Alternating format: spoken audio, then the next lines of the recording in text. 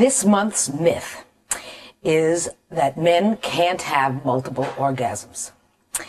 Now, although it seems to be common knowledge that women are capable of having multiple orgasms, and in fact often erroneously believe that all women should have multiple orgasms or are able to, but they're just not doing it, or somehow they have a problem and that's why they're not having them, or their men are not doing the right things to them and that's why they're not having them.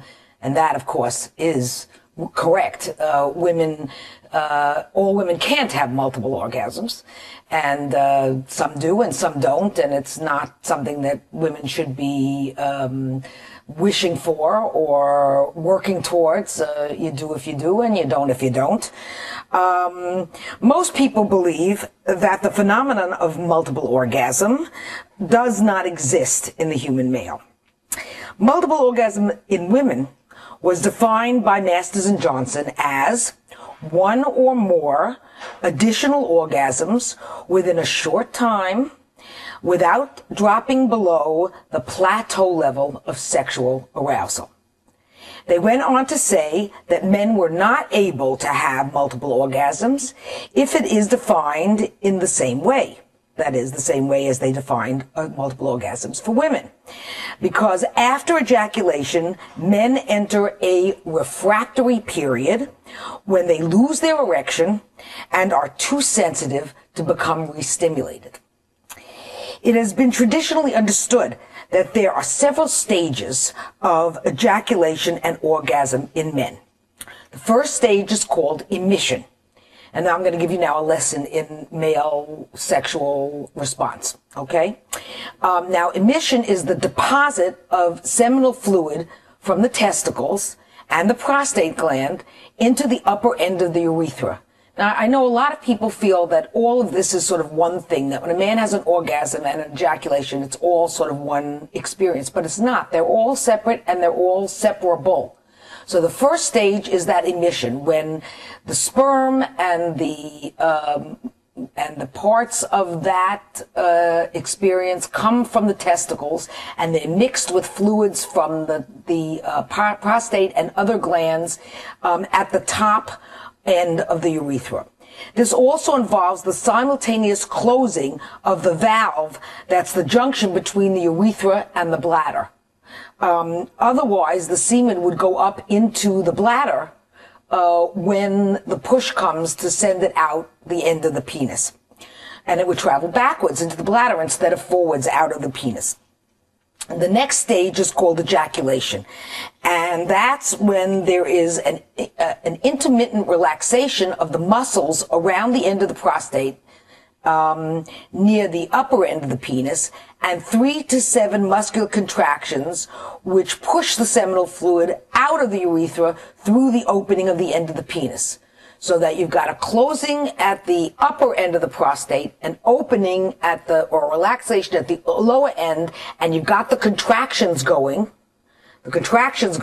so that it pushes the semen, which is the sperm and all these fluids from the prostate and from other glands out the end of the penis, which is what you see, and simultaneously, either with emission or with ejaculation, or with both of them, is orgasm, which is a brain event. It takes place in the brain simultaneously with emission or ejaculation, and is related to physiological mechanisms that we don't understand yet. But people are certainly doing research to find out. Now, most men then experience a time when they lose their erection and they feel too sensitive to receive any more sexual stimulation. However, there are 2 papers in the scientific literature and 1 book that describe and report on men who are capable of experiencing the same thing that some women do, that is, experiencing multiple orgasms just like, as I said, women do. Some of these men have always had these experiences, and some discovered the experience of multiple orgasm fortuitously. That is, it just sort of happened to them one day. or some report that they actually trained themselves to be able to be multiply orgasmic. And I'm going to spend some time now telling you about these men in detail, because since most of us have never heard about this, I think you'll find it interesting. I certainly found it interesting when I learned about it. So, the other thing that I want to tell you about that we'll talk to you about at the end is that we have very new information from the last few years that may explain why some men can do this and some men can learn this. And maybe you're one of these men and you'll want to try to find out if you can learn to do this, or maybe you won't be interested even if you can. Now let's define what researchers identified as multiple orgasm in their male participants. In order to be part of these two studies, a man had to experience 2 or more orgasms with or without ejaculation, and with or with only limited softening or detumescence of the penis during one and the same sexual encounter. The man had to maintain enough of an erection so that both the man and his partners really did not notice a significant change in the rigidity of his penis. The concept of one and the same sexual encounter included the following. During the continual intercourse, he could change a position during intercourse. That was okay. He could go from vaginal to anal intercourse, or anal to vaginal intercourse. And by the way, if you ever do that, remember you have to clean the penis, or you have to change your condom or take the condom off for anal to go into vaginal. Remember, we don't go from anal to vaginal ever. You can go from vaginal to anal, but not anal to vaginal because of the bacteria. Just reminding you. Okay. Or he could go from oral stimulation to vaginal, or oral to anal. Or he could have 2 orgasms during fellatio. Or he could have 2 orgasms during manual stimulation. I think you get the idea. But that would all be considered one event. Or he could 3, 4, or 5 orgasms, as you'll see some people do. If the penis became soft after orgasm, and or a resting period was necessary of any more than just a few seconds, before another firm erection could be attained, then there were 2 encounters, not 1 encounter, and that did not count as a multiple orgasm. Now, this major study reported on 21 men, and they ranged in age from 21 years old to 69 years old. The majority of the men were over 43, with 7 of them aged 55 or older. 20 were heterosexual, and 1 was gay. The men were found through announcements requesting subjects that had this experience during lectures by the researchers at lectures on other sexological events. So they weren't, or issues. They weren't lecturing on multiple orgasm in men. They were lecturing on other things. And it's interesting that often the subjects were found through their female partners who happened to be at these lectures and would come up to the researchers and say, oh, my partner does this, and they would then contact the lecturers after speaking to their partners, and the partners would agree to be part of the study. Although there were no physiological measures in this study, there was corroboration of this phenomenon from many of the subjects, and many of the female partners were actually interviewed as well, which I'll mention later. None of the subjects recalled having experienced multiple orgasm before adolescence. So this was something that happened after their hormones, their adult hormones, came into physiological play. Participants fell into 2 categories.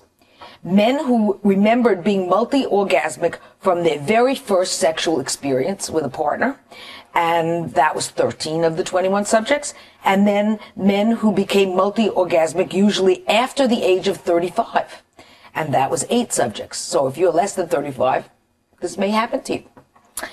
The always group reported experiencing multi-orgasms during masturbation and or from their first partnered orgasmic experience. Most of them believed at first that all males were multi-orgasmic because they had no other experience. It was usually from a partner that they found out that they were unusual. The men who began experiencing multi-orgasms later in life were divided again into 2 groups. those who fortuitously began to experience them, and that was 6 of the subjects, and 2 who deliberately learned or planned to be multi-orgasmic. The ones who had surprise multiple orgasms tried then again after that on subsequent occasions to repeat the experience until they learned to repeat it and to repeat the conditions that led to the event. Since they enjoyed it, they wanted to do it again. Sometimes it was just the simple idea of continuing to thrust after ejaculation or containing themselves inside the vagina for a few seconds or half a minute, maintaining their erection and then beginning thrusting again and finding that their erection actually didn't disappear, and then another orgasm arrived. For the 2 participants that deliberately planned on becoming multi-orgasmic after hearing about this phenomenon somewhere, reading about it or hearing about it, or they decided that if women could do it, why couldn't men? And these men practiced coming to the edge of orgasm and then inhibiting their ejaculation until they reported that they were able to separate the sensation of orgasm from the experience of ejaculation. Both of these men reported using techniques such as the squeeze technique or the stop and start method in their initial efforts to try to train themselves. And these are techniques that are recommended to help men who have rapid or premature ejaculation to work on their problem. And you can find these in books. They're in a lot of textbooks, sex education textbooks. So that's easy to find if you want to try it. So in this group of subjects, being multiply orgasmic occurred in 3 ways. It was either always there, and it was just the way they functioned from their very first sexual experience. Or it occurred suddenly and fortuitously later in their lives, and then they practiced. And it kept happening again. Or the men deliberately trained themselves to do it. This does not mean, by the way, that there might be many other ways that men, that this happens to men or that they learn to do it. But since this was a small population, a small sample, a volunteer group, this is what we know at this point. Now, what do we know about time between orgasms? Were there differences among the men in the time it took to achieve orgasm after the first one, and then after the second one and the third one and so forth? And the researchers found that the men were again divided sort of into 2 groups in terms of the time between orgasms. The first group, which included 5 subjects, seemed to need minimal or no time between one full erection and the next. And again, remember, they didn't lose much erection at all. They might get a little bit soft, but really hardly could tell the difference. So there was not a big difference in their being able to just continue thrusting and maintaining their erection after the first or the second or the third orgasm. But there was a delay before the second orgasm or the third orgasm came. Now, these men just continued stimulation of some kind, whether it was oral or vaginal insertion or manual stimulation by their partner or themselves, some kind of stimulation, and they continued to experience pleasure until the next orgasm arrived. And then again, time would pass with more stimulation, and the next orgasm would be experienced. The second group, which included 16 subjects, had a different pattern. These men did not lose their erections at all between orgasms, but the orgasms following the first one occurred within a few minutes of each other. Their rearousal time to orgasm was very short, and they might have one after another with just a very short time between each orgasm.